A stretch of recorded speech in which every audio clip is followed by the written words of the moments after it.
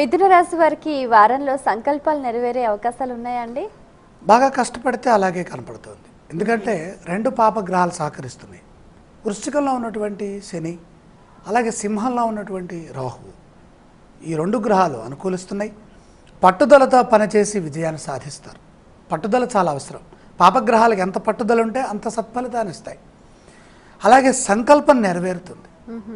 సంకల్ప సిద్ధి బాగా కనపడుతుంది. తృతీయ స్థానంలో పాపగ్రహం ఉన్నప్పుడు సంకల్పాలు సిద్ధిస్తాయి. బంధుమిత్రులతో కలిసి పనిచేయండి. సమిష్టిగా పనిచేయటం అవసరం. ఆత్మశక్తితో ముందుకు సాగండి. ఎవరేమన్నా, ఎన్ని రకాలుగా ఇబ్బందులు ఎదురైనా మనం సాధించాల్సినటువంటి ఆశయం పైన పట్టు కలిగి ఉండాలి అంటే ఆత్మస్థైర్యం, ఆత్మశక్తి అవసరం. విఘ్నాలు అధికంగా ఉన్నాయి. ప్రతి చిన్న విషయము పెద్దదిగా కనపడుతుంది. బుద్ధి బలాన్ని ప్రదర్శిస్తే ఇబ్బందులు తొలుగుతాయి. ప్రతిభతో ప్రశంసలు లభిస్తాయి. భవిష్యత్తుని దృష్టిలో ఉంచుకొని ఆర్థిక స్థితిని పెంచండి. స్థిరాస్తులు కొంటారు. శుభవార్తలు వింటారు. ఈ రాశి వారు పఠించవలసిన స్తోత్రాలు ఏవండి?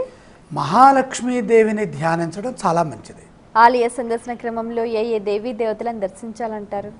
మహాలక్ష్మి దర్శనం, మహాలక్ష్మి స్తోత్రం ఈ వారంలో ఎక్కువసార్లు చేసుకోవటం వల్ల సంపద పెరుగుతుంది. ఈ రాశి వారు చేయవలసిన దానాలు ఏవండి? ఇక్కడ 6వ రాశిలో శుక్రదోషం గోచరిస్తోంది. శుక్రప్రీతిగా బొబ్బర్లు దానం చేస్తే ఐశ్వర్యం మరింతగా వృద్ధి చెందుతుంది.